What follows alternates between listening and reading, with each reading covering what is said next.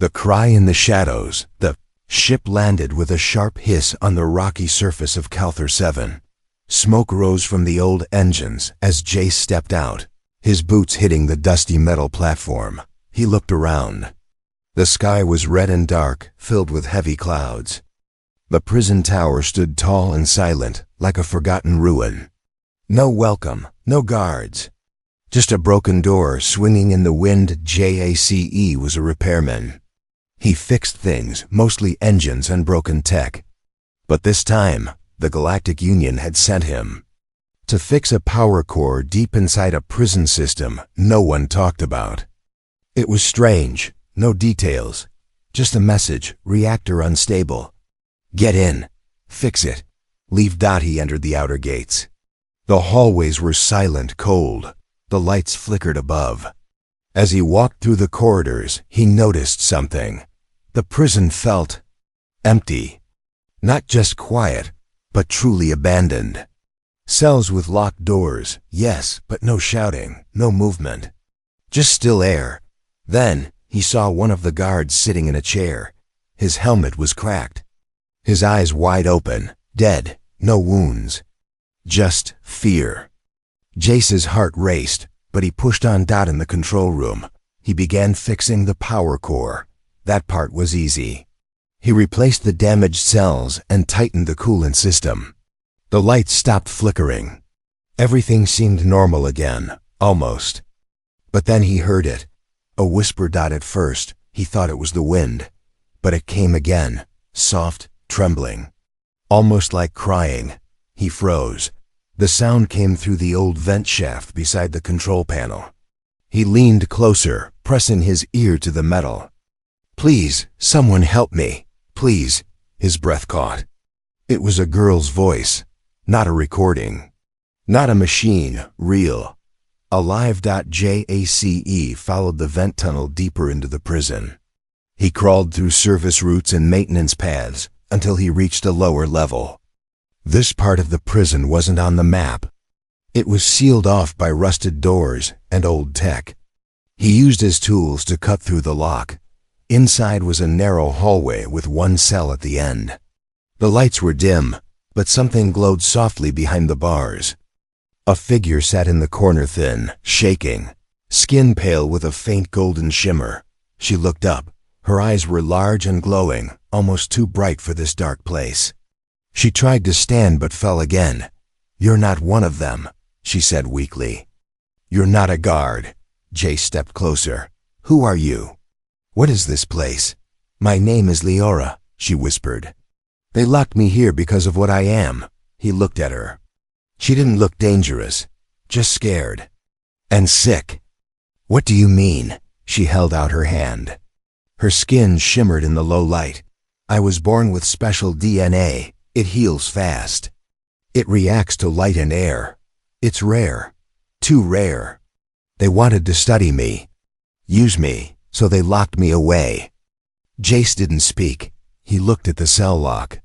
It was old, but not easy to break. And if someone found him here, helping a prisoner, they watch me, she said. But the power went out for a while.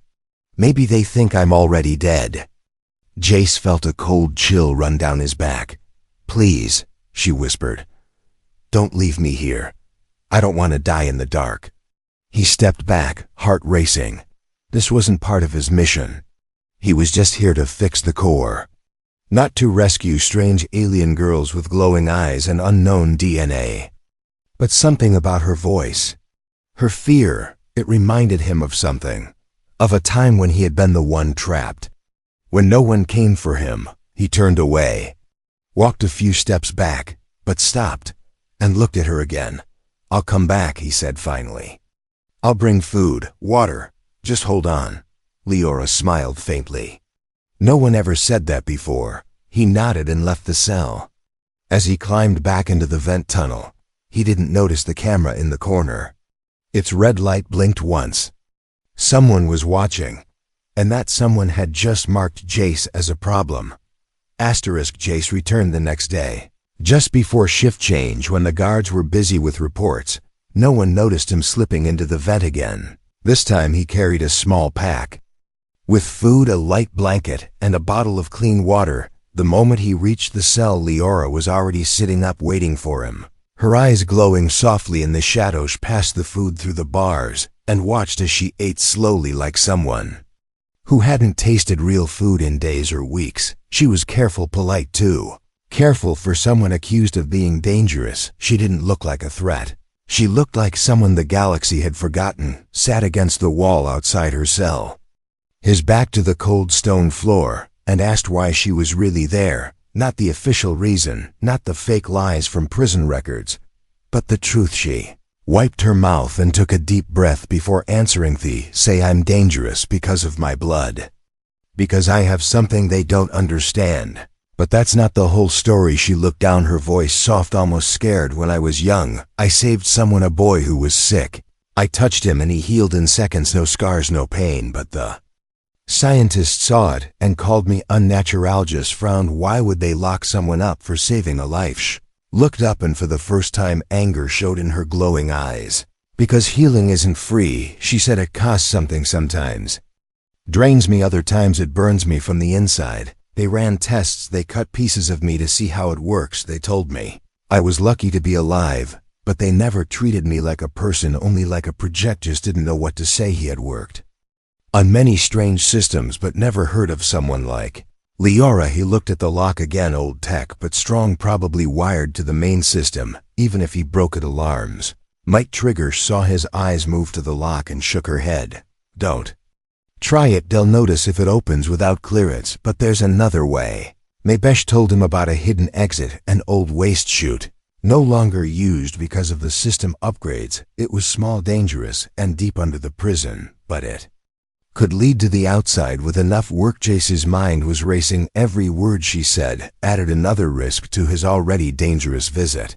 He was not a hero, he was just a mechanic with a quiet life and a past he didn't talk about, but he couldn't shake the feeling in his chest, the feeling that leaving her here would be the same as killing her.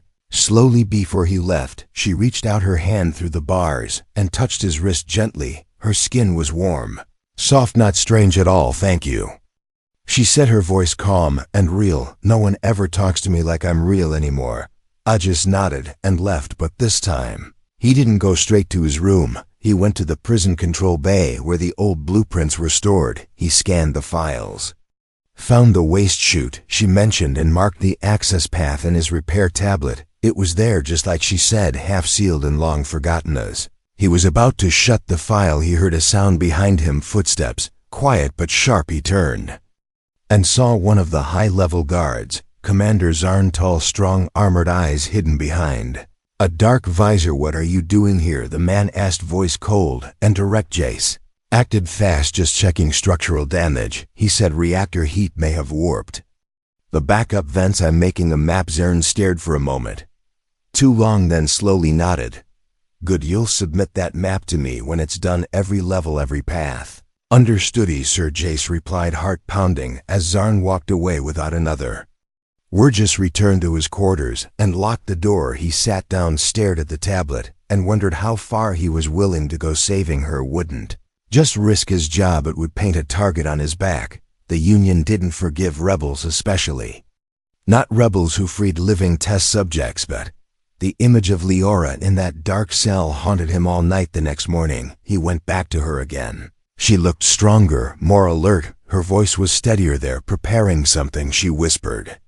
Yesterday, 2 men came and checked my vitals. They don't usually do that unless someone important is visiting, or unless they're moving. Mayachi's jaw tightened. They might be selling you, he said, low voice barely controlled. Maybe to someone. Wursi nodded slowly. I don't have much time. Looked at the lock again, looked at her, then made a promise. I'll get you out no matter what it takes. In that moment, something passed between them. Not love, not yet, but trust, a connection stronger than any code or system, and far more dangerous. They didn't know yet, but someone else had been listening to the audio feed, hidden in the wall just outside her cell. Someone who had already sent a message off-world with one target has made contact with human extraction, may be needed soon. Storm was coming, and Jace had already stepped into its heart. The morning came heavy with silence, the kind that warns of something about to go wrong. Jace didn't head for the control room this time. He took a different path, one used only by maintenance droids. He moved through dark tunnels, old vents, and cold steel corridors, every step closer to the hidden chute. Leora had told him about this. Fingers trembled slightly as he pulled up the old map again. The waste chute was buried under decades of sealed panels and sealed secrets, but it was still there. Untouched and unguarded, because no one remembered even existed except maybe. Leorahi reached the end of the tunnel and stood in front of the sealed door. Layers of rust coated it, but the security lock still blinked red. It was old, pre-war tech. Easy to fool if you knew how. He pulled out a small pulse tool from his belt and began working. Sparks flew, the panel buzzed. The lock flickered yellow, then green, and the door groaned open, releasing a stale wave of air that smelled like metal and death. Inside was a long vertical shaft leading downward into darkness. Pipes twisted along the walls, and old cables hung like vines. It was barely wide enough for a body to fit through, but it could work. He tossed a glow stick down and watched it fall. It vanished after 7 seconds. Enough depth to hide a drop, enough danger to make it final. Climbed back up into the higher tunnels and made his way back to Leora's cell. But the moment he reached her level, something felt wrong. Too quiet, too still. Even the flickering lights above her hallway had stopped blinking. They just glowed solid and dead, like someone had fixed them recently. Stopped at the corner and peeked around. The edge, a guard was standing at her cell, not the usual kind. This one wore black armor, no badge, no name, and a rifle slung over his shoulder. He wasn't talking to her, just staring through the bars and tapping something on a small device. Leora saw Jace's shadow and gave the smallest shake of her head. Not now, not safe. Jace moved back into the shadows, heart racing. He returned later that night, once the mystery guard was gone. Leora was sitting on the floor, looking. Palethi injected me again, she said, voice thin. They said I have 2 days left before the buyer arrives. I think this one is different, a private collector, someone rich, someone powerful. Just clenched his fists. He didn't speak at first, just passed her another bottle of water and sat on the cold floor beside her, silently planning. You shouldn't do this, she said softly. You'll lose everything. They've lost enough already, he replied quietly. Next day, Jace began planting false signals into the prison network. He triggered minor system errors and random sections, pulling guards away from key points while secretly disabling the sensors around the chute. He kept his routine normal, repaired small things, answered his radio calls, played the part of a harmless tech. But Zarn was watching, had always known the truth about the girl in the cell, and now he knew someone was getting too close. The security reports were not matching the patrol logs. The cameras were glitching too often. The power cord Jace had fixed kept showing strange surges, not enough to cause concern, but enough to mean sabotage. Zarn pulled up the audio logs from cell 39 and listened again. The voices were faint but clear, the mechanic and the girl whispering, planning. He narrowed his eyes and sent a coded message through his private channel. All units monitor the human mechanic. Report any unusual movement. Do not engage until confirmed. Just meanwhile, continued his plan. He had found a way to bypass the lockdown timer for the chute if he activated the release from the power hub. During the next system flush, it would give them a 10-minute window before the backup sensors rebooted, but it had to be done precisely with no room for mistakes. Returned to Leora's cell one last time before the escape. She looked weaker, her skin glowing brighter than ever, like her body was burning itself from the inside.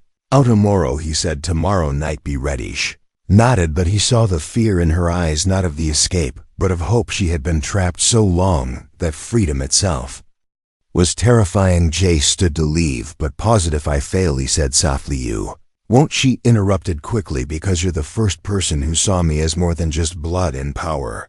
Gave a small nod, then walked away, unaware that 3 silent guards followed him at a distance. Their orders: clear watch, but do not move yet. Zern watched it all from the control deck, hands behind his back, face emotionless. Let him try, he said to no one at Alat. Him believe he can win. Real game hadn't even started. The night of the escape came with thunder from the upper atmosphere as the planet's red clouds cracked with silent lightning. It wasn't rain or storm, but something in the sky, shifting like the air itself knew what was coming. Jace moved through the tunnels quickly, every tool on his belt ready. His hands were shaking, but his mind was sharp. He had one shot, no backup, no rescue plan, only 10 minutes from start to finish, or everything would collapse and both of them would vanish. Into the prison forever. In the lower hallway near Leora's cell, he saw the cameras blink once, then freeze. His looped footage had worked for now, but the system would catch on soon. He approached her cell and used the pulse key on the door. The lock sparked once, then clicked, and the heavy bars slid open for the first time in years. Leora stepped out slowly, her legs weak, her eyes wide, like she couldn't believe it was really happening. She clung to the wall for support, but her spirit was fierce, stronger than her body. "You sure about this?" she asked, her voice barely a whisper. Jace nodded and helped her down the hall. No more words, no more doubts. Just silence and footfalls against cold steel as they moved toward the old chute, the clock in his mind ticking faster with every second. When they reached the access panel, Jace pulled it open, revealing the narrow vertical shaft leading into blackness below. He had attached a thin descent cable tied to a magnetic anchor. He clipped it to Leora's belt and nodded. "Go first. I'll be right behind you." She looked down the hole, swallowed hard, then began lowering herself into the dark, her body shaking, not from fear but from exhaustion. Jace followed immediately, sealing the panel above them just before the sensors reset and the hallway cameras blinked back to life. Descended slowly, the air growing colder and thicker. The deeper they went, old dust falling around them like ghost rain halfway down the shaft. Leora lost her grip for a moment, and her scream echoed up the walls, but Jace caught her arm and held tight, pulling her close until her feet found the wall again. "You're doing fine," he said, his voice calm, even though his heart was hammering. They reached the bottom and stepped into a forgotten tunnel filled with broken piping and collapsed walls. Jace checked the path against his map and began leading them toward the outer exit. Just 5 more turns, and they would reach the access lift to the surface. But then everything changed. Tunnel ahead lit up with blue light, and a voice echoed from the darkness. "You really thought we wouldn't notice?" Cesarn stepped forward, flanked by 2 armored guards and a floating drone that scanned both Jace and Leora with red beams, his face unreadable behind his visor, but his voice filled with ice. "You're smarter than most humans," he said. "Jace, but not smart enough to understand the value of what you're trying to steal." Just stepped in front of Leora, arms raised. "We're not stealing anything." "She's not a thing, she's a person." Zarn laughed once, short and hollow. "You think this is about humanity, about kindness? This is about power. Her DNA can rewrite biology, change evolution itself, heal or destroy, depending on who controls it. She is not a girl, she is a weapon, and she belongs to the buyer now." Leora stepped forward, her voice stronger than before. "I don't belong to anyone, not anymore." Zarn raised a stun rifle and aimed it at her, but Jace moved first, pulling a flash bomb from his belt and slamming it to the ground. The tunnel exploded in white light and smoke, giving them only seconds to move. Jace grabbed Leora's hand and ran blindly through the cloud, dragging her through a side tunnel he had marked. Early Earth guards gave chase, but the tunnels were old, broken, unpredictable. Jace led Leora through tight spaces under collapsed beams, across narrow bridges, until they finally reached the emergency lift, a small platform covered in dust and forgotten by time. Activated the controls and the lift groaned to life, slowly rising toward the surface above, just as the drone caught up and began firing stun blasts.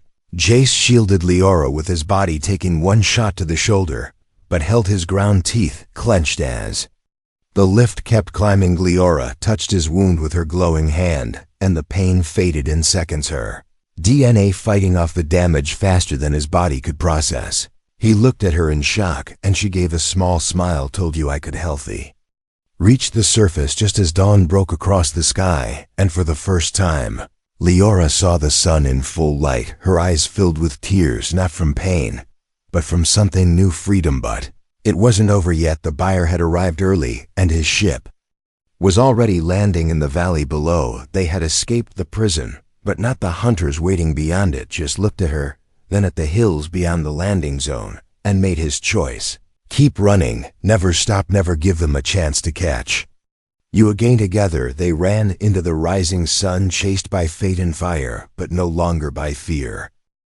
The morning wind was sharp as it swept across the valley, carrying the dust of the red world behind them. The prison tower grew smaller with every step, but the ship in the sky grew closer. A sleek black hunter-class cruiser marked with silver symbols. From no known nation, its engine silent as death, its purpose clear. Jace and Leora ran across the jagged land, their feet slipping over rocks and cracked soil. She held onto him tightly, still weak from the escape, but her will kept her moving. She was no longer the prisoner hiding in shadows. She was the fire, now the storm they feared. They reached a broken ridge, overlooking an old mining path where abandoned carts and machines lay. Like bones of a forgotten war, Jace led her through a tunnel, once used by miners, its walls lined with glowing moss casting eerie light that shimmered against her skin. We'll lose them in here, he said, breathing hard. The path splits deeper ahead. They won't know which way we took. Leora nodded and followed. But inside she felt something strange. Her body was changing, not in a painful way, but like something inside her was waking up, stronger, faster, more aware. She could feel the hunter's ship behind them, feel its heat, its systems scanning every direction. Like a predator sniffing blood, they made it to the fork and took the left path deeper into the rocks. Just as the ship landed in the canyon behind them, the ground shook with quiet thunder, and a single figure stepped out, tall, covered in crimson armor. Not Zarn, not a prison guard, but someone worse. Bayar had Araved walked alone down the trail, no need for guards or weapons. His body itself was a weapon, enhanced and brutal, his eyes glowing blue under the mask, his steps calm like he had already won. His name was Vakran, and he collected things, not art, not gold, but lives, rare ones, powerful ones. His vault held minds that could bend metal, creatures that could read stars, and now he wanted Leora for his greatest collection. Moved faster than any human should, following her trail like a bloodhound, while his ship kept scanning the upper layers. No voice, no commands, just cold pursuit. Deep inside the mine, Jace felt the tremble of footsteps and pulled Leora into a narrow shaft, squeezing through rock until they reached a hidden chamber, once used to store energy cells there. He stopped and turned around, pulling a blaster from his belt, one of the few weapons he carried from his military days before he became a Techuamake. Our stand here, he said, low voice. Leora touched his arm and shook her head. No, if we fight now we die. Let me try something. Let me use what they feared. Stepped forward, eyes glowing brighter than ever, her skin flickering like flame, but calm. No pain, only focus. She closed her eyes and placed her hand on the wall. The moss responded, glowing brighter, pulsing with her touch, and the stone behind it began to shift slightly like it remembered her energy. Just watched as the wall cracked open, revealing a deeper tunnel, one not on any map, darker, colder, untouched since the mine was sealed. It was risky, but the only way forward. They entered just as Vekran reached the chamber they had just left. He stood still, looking at the faint energy in the air, then turned his head slowly, sensing her presence deep in the stone. "So, you awaken at last," he said, his voice deep like distant thunder. Then he followed without rush, because he knew the deeper they ran, the fewer paths remained inside the ancient tunnel. Jace began to feel the weight of the world pressing in the air, was thick with old energy. Strange symbols marked the walls, and Leora moved slower now, as if the place pulled at her soul. She whispered, "This is older than the prison, older than the war. This place remembers people like me. Maybe it was built for USGs." Didn't understand, but he kept close, eyes sharp, gun ready. No time for myths, not when death walked behind them. They reached a chamber carved in the shape of a star, 5 tunnels leading out, each marked with symbols glowing faint blue. Leora touched one, and it lit up fully. "The path forward," she said. "I can feel it calling." But behind them the silence broke. Vakran entered the ancient hall, calmly scanning the paths, then turning toward theirs with perfect certainty. "And Jace," said, pulling Leora again this time. She She did not resist. Her energy was fading fast, but her spirit held. Strong, they passed into the star tunnel, and behind them, the walls began to shake. Leora reached out and the stone responded, closing the entrance behind them, with a deep grinding sound, trapping Vakron, for now but only for a moment. Jace looked at her, breathless and amazed. What are you? Realish looked at him, eyes full of light. I don't know, but I meant for more than pagesis. They ran deeper into the forgotten system. She reached for his hand, and for the first time since her capture, her touch was not a plea for help, but a promisity. Would not just escape, they would rise. The tunnels beneath the surface were colder, now ancient air pressed against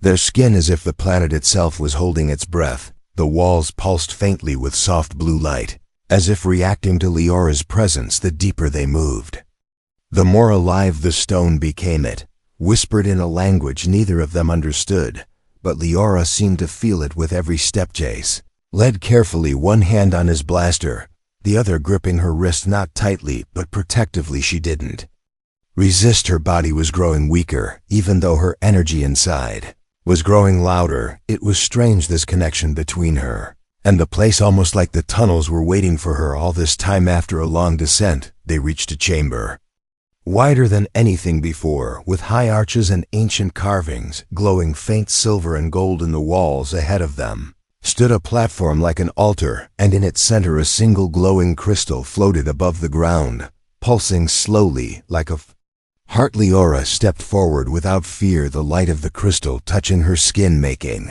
her glow brighter than ever before. She reached out, and as her fingers brushed the edge of the crystal, a wave of energy flowed through the room. The carvings came alive, flashing images in the air like memories left behind. Jace saw them, two alien faces, symbols of power, war, ship, stars breaking apart. Then a figure appeared in the memory, not human, not fully alien, but something in between, and it looked like her. Her turned to Leora, and she looked stunned. Her lips barely moved as she whispered, "That was my mother." She didn't remember much about her past, only fragments, dreams, and whispers. But now the truth was showing itself. Her mother had been part of something powerful, something ancient, and Leora's DNA was not just rare, it was a legacy. The energy around them shifted again, and a voice filled the chamber, not from speakers, not from machines, but from the stone itself, a voice that sounded like many voices at once, layered and calm. "You have awakened the blood of the source. Your time is not yet complete. You must rise, or all will fall." Then the crystal dimmed and the carvings faded. The room went quiet again, but the message had been delivered. And Jace understood now more than ever. They were not just running from danger, they were running towards something greater. Leora looked at him, her face filled with purpose. "I know what I have to do now. I have to live, not just escape. I have to use this, not hide from it." Before he could answer, the wall behind them exploded with burning red light, and Vakron stepped into the chamber. His armor cracked from the sealed tunnel collapse, but his eyes burned brighter than ever, with obsession. "You think this place changes anything?" he said, his voice echoing through the stone. "You are still Minajachi." Stood in front of her, weapon raised, but Vakron moved too fast. A blur of red light and crashing fists. He slammed Jace into the wall, sending him to the ground in a heap. The blaster flew from his hand and skidded out of reach. Leora screamed and stepped between them, her hands glowing, as she unleashed a pulse of light that struck Vakron square in the chest. He staggered back, surprised but not wounded. His armor absorbed the hit, but she had bought a moment. Jace crawled forward, bleeding from the side of his head. He reached for the blaster, but Vakron kicked it away and raised a blade from his wrist, aiming straight for Leora's heart. But something else moved before he could strike. A shadow from the tunnel behind them, a tall figure cloaked in dust and flame. It was the bounty hunter, the one who once trained Jace, now standing with a weapon in hand and no orders to follow. Had heard the truth, felt the healing power when Leora touched him long ago, and now he chose a side. Without hesitation, he fired once, the shot hitting Vakron in the back, just enough to knock him off balance. He grabbed the blaster and fired 2-3 shots, hitting the joints of Vakron's armor. Sparks flew, and for the first time the hunter fell to one knee, not dead but slowed. Leora stepped forward again, her hands glowing with pure light, and placed them on Vikran's chest. He screamed as the energy surged. Through him, not killing, not burning, but breaking the control. Whatever tech was inside his body, whatever enhancements made him more than mortal, began to crack and fail. He fell back, eyes wide, not from pain but from fear. For the first time, he looked at her not as a thing to possess, but as something beyond his reach. Chamber lit up as the crystal behind them rose higher, glowing so bright the walls began to tremble. The voice returned one last time and whispered, "Your chains are broken. The path is open." Liora turned to Jace, helped him to his feet, and together they stepped onto the platform, which began to rise, carrying them toward the surface far above, into the light of a new sky. Skyvkruin lay still behind them, silent, the hunter gone. The battle over, but the real journey was only beginning. The platform carried them higher with each second, the ancient stone beneath their feet glowing brighter as if guiding them. Upward wind rushed around them, warm and clean, that hadn't touched her skin in years. Liara closed her eyes for a moment, letting the light bathe her face. Her chains were gone, but her purpose had just begun. Jace stood beside her, injured but steady, his hand resting on her shoulder, not as a protector now, but as someone walking beside her, not ahead, not behind, but together. They had started as stranger and prisoner. Now they were more, something deeper, formed in fire and anger. Lift reached the surface and opened into a clearing high in the mountains.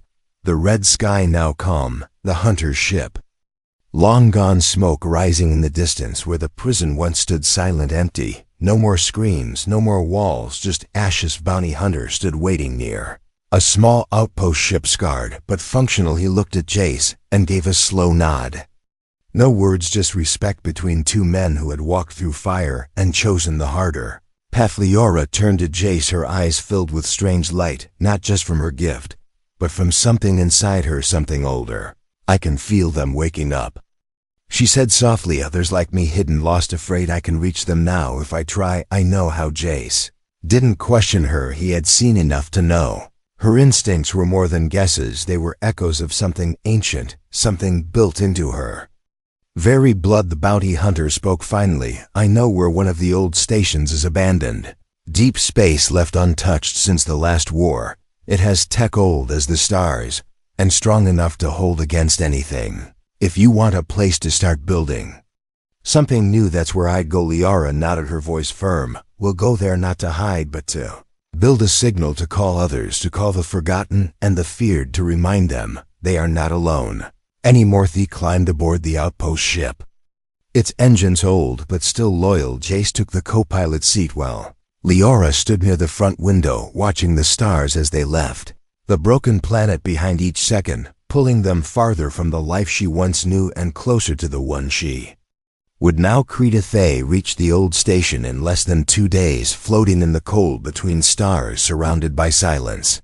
Its walls covered in dust, but inside it still lived. Machines woke as they entered, lights flickered back to life, and the old systems recognized her presence, unlocking doors untouched for decades. Liora moved through the corridors with calm focus. She activated the core, began setting up a signal beacon, one that would send her voice across galaxies, not as a cry for help but as a call for hope to anyone who had ever been caged because of what they worried. Jachi helped where he could, repairing systems, recharging shields, cleaning out damaged rooms. He never asked for more than she gave, but every time she looked at him she saw something solid, something that grounded Herdes' past. And then the first reply came, a flicker on the screen. A message in broken code, then another and another, voices from distant worlds, soft at first, then louder. The signal was working. They were being heard. Sat with Jace on the top deck, watching stars swirl outside the window, and spoke gently. "You saved me when I had nothing, no name, no future, no strength. Now I will give all of that to others." She looked at her, smiled faintly, and answered, "You gave it to yourself. I just opened the door." She leaned her head on his shoulder, and for the first time in her life, she felt peace, not safety, not silence, but real peace, the kind that came from being seen, from being believed. In across the stars, other lights began to flicker, awake, not weapons, not ships, but people, signals calling back, old voices answering, and in every message, in every echo, her name began to spread, not as a myth, not as a weapon, but as a symboliora, the uncanny the girl they tried to kajeth, the one who walked free and beside her, always the human who believed when no one else did. Their journey was not the end, it was the beginning. A new kind of future was being born, and they would shape it together.